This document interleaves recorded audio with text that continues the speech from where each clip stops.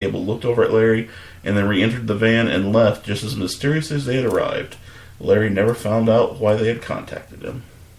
Poor Larry. That would suck, man. You're just like chilling, eating your hot dogs and, playing with your sparklers and these freaking... Or shoving your sparkler into the hot dogs. That's America right there. Yeah. Alright, the teleporting MIBs. Albert Bender was the director of an amateur organization called the International Flying Saucer Bureau. IFSB. Okay. And he believed that he had finally blown the lid off the whole flying saucer thing. He had his own publication called Space Review, in which he planned to spread his discovery. After compiling all of his collected wisdom on the matter, he mailed it to a friend to look it over before he unveiled it to the world. Unfortunately, this attracted the attention of the Men in Black, who decided that it was time to pay him a visit and prevent him from leaking all their secrets to the world. So they're getting all antsy over this guy's zine.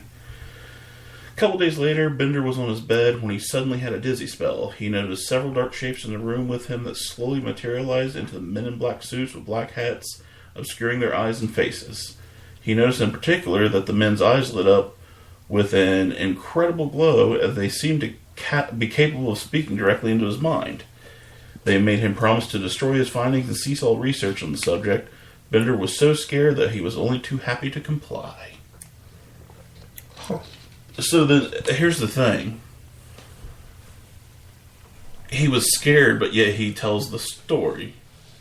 Now, wouldn't you think that it'd be like, he's like, well, I did have all this stuff, but these guys, no, wouldn't you think they'd be like, hey, don't tell anybody about us, or we're going to kick your dog and, do whatever. They probably do a little bit more than kick his dog.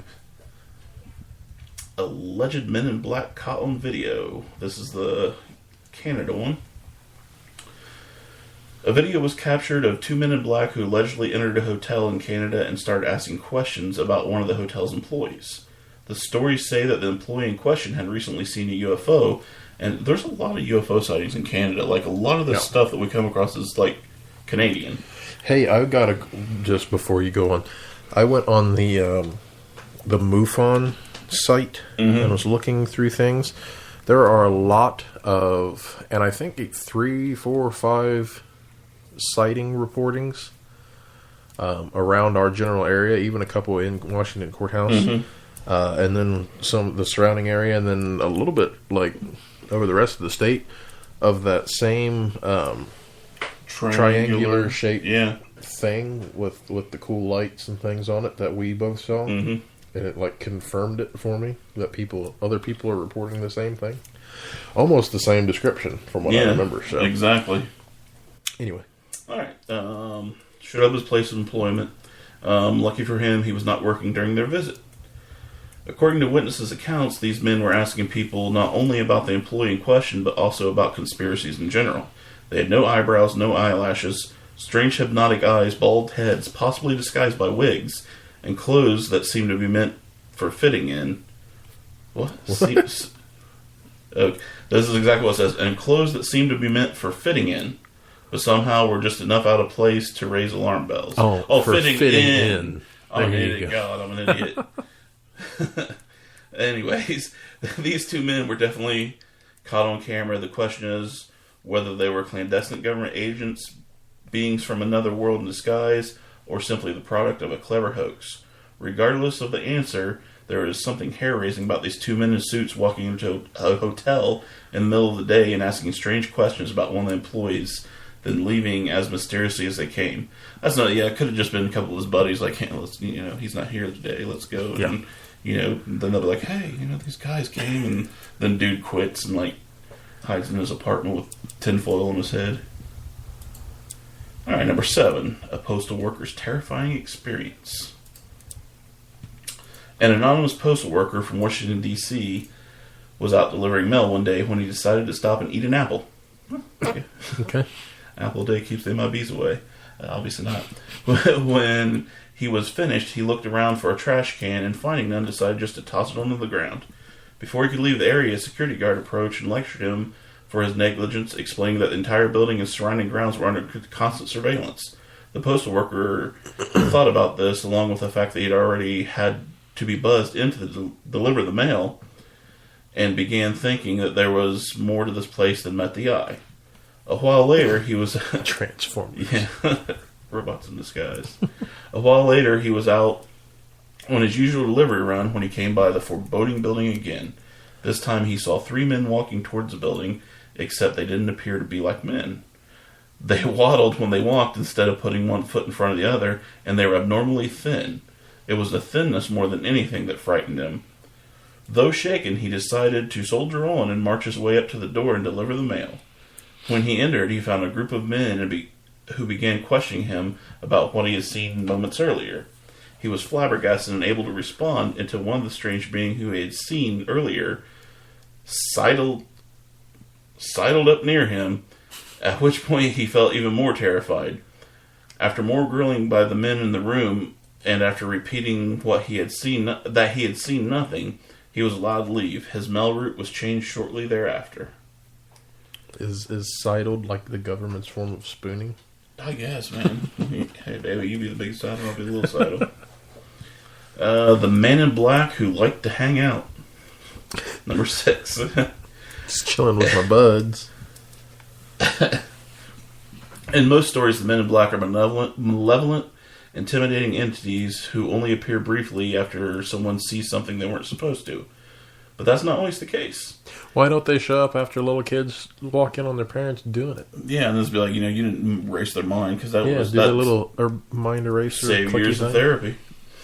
In one account, a woman claims that when she was a child, her engineer father was regularly visited by a man in black who went simply by the name Lev.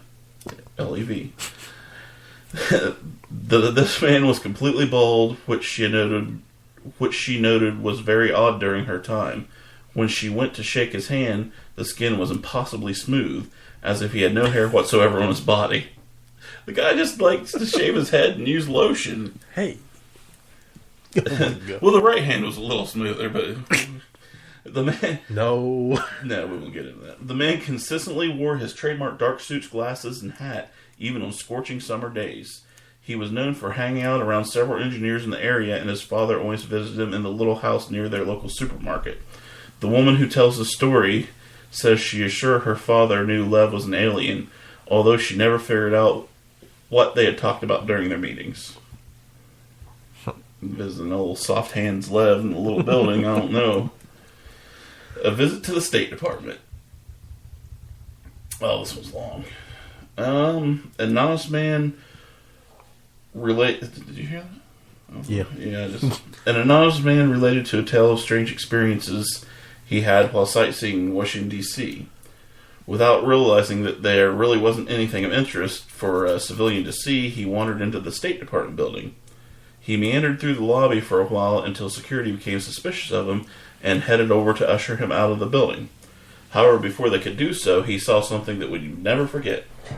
The elevator opened up and 5 men got out. 2 of them were very businesslike and wore gray suits that were formal but hardly remarkable beyond that. What drew his attention were the other 3 men and their escort. The men wore black hats pulled low over their eyes and long black trench coats, even though it was the middle of summer. The appearance seemed so strange that the observer could only describe it as cartoonish. Okay. As they walked by, one of the strange men lost his footing on the marble floor and fell to the ground, dropping his portfolio in the process. Upon helping him up, he noticed that the man's legs seemed extraordinarily weak, and it felt like there was a thick layer of wool underneath his suit. What? Wow. I guess that's to make body mass, I guess. Even stranger, the man's expression never appeared to change at all, despite falling onto the hard marble floor. Near the dropped portfolio, he found a small coin with the words written in no language he could identify. One side depicted a man with features like a wolf, and the other had a navigational lines and 2 crescent moons. Some weird stuff.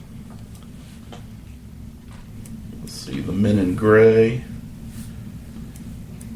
Basically, these are... Are those like the trainees? I guess. The men in gray are the trainees to be men in black. You haven't made it to the black yet. These are basically Essex, England. I guess they choose gray suits over. It's basically English men in black. Okay. Just got to be different with your tea and things. The mystery of the lock. It was basically Men in Black at Loch Ness. That'd be weird. What would they have to do with the Loch Ness Monster? I don't know. And that's about it for that one. Okay. Where are we at time? We're at 25 minutes. Let me run through this one real quick and then we'll take a break. This is just called Men in Black. Basic kind of informative type thing, I think. Many witnesses to UFO phenomena claim to have been contacted by officials, in their little air quotes there, who have tried to persuade them to keep silent about their experiences. This new aspect of the phenomenon became prevalent in the United States beginning in the 1940s, carried heavily into the 1950s, 60s, and 70s, and though to a much lesser extent, continue up to the present day. These entities usually claim to be from the government or branches of the military. Quote here, or parentheses here, to end the paragraph. There have been many cases where genuine military personnel dressed in black have intimidated UFO witnesses, but this other MIB aspect involving real human beings will not be covered here. Okay, so a little disclaimer there, I guess. The term Men in Black was coined because witnesses who encountered these abnormal men, and on rare occasions women, you never really read about women, do you? All reported the same details no matter how scattered they were across America and completely unfamiliar with anyone else's experiences. They were almost always dressed in black suits and pants, and black ties, wore black hats. Their shiny black shoes usually had unusually thick soles. Some MIBs were very tall, but the vast majority were short, with darkly tanned skin. That's a different kind of take on it. Usually they're described as very pale. Yeah. And odd oriental features to their faces. It's also odd. Some were reported to be ghostly white and hairless. Daniel Hooven, what are you doing? But with bright red lips. So if they're pale and hairless, then they wear lipstick, I guess. It puts the lotion on its skin. Oh, it gets the hose again. They usually drove up to witnesses at their homes or in public places in shiny, brand new black Cadillacs or Lincolns. They got good taste. You would think, get the license plate. See what it goes back probably to. Don't have a license plate. Yeah, that's true. Holy crap. Both the cars as well as the clothes they wore were always a bit outdated despite their mint condition. Also odd. Their behavior is bizarre and usually becomes apparent moments after they begin interacting with UFO witnesses. They behave like they're drunk. Their speech either slurs or they talk slowly or quickens like a sped-up record player. And they often use slang that is no longer in keeping with the times. Physically, their limbs or faces twitch or jerk. They make requests for something to drink or eat and never take a sip or bite. They become paralyzed before being able to move again, and they make ridiculous statements or ask questions that have absolutely nothing to do with the witness's UFO sighting. See, this is the thing. Like, there's been, reports of Men in Black since, like, the 40s. So what if these are the same, like, beings or whatever, and, they thought they were getting hip with the times, saying, like, Daddy-O or whatever they said back then, and kind of almost like with the Black-Eyed Kids, how they only speak, Oddly. Like robotic almost. Yeah. Well, these guys are apparently drunk. So who knows? Well, let's apply. Dude, that's what we should do for Halloween. We should Men in Black. Men in Black and just scare people. Can I be Will Smith? Sure. Yes. Some people might take that the wrong way. Oh, I'm not going to put on blackface. I'm not that stupid. Let's see here. The majority of information given to the witnesses by these entities are pure lies. However comical these facts are to us, the witnesses end up being thoroughly spooked by the time these MIBs leave them.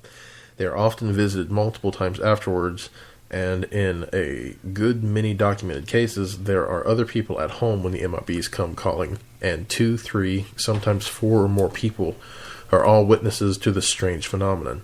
They oftentimes appear suddenly from around a corner and take the witness's picture and then disappear. That would be weird. Sometimes the witnesses are given a pill, powder, or substance of some sort that the MIB insists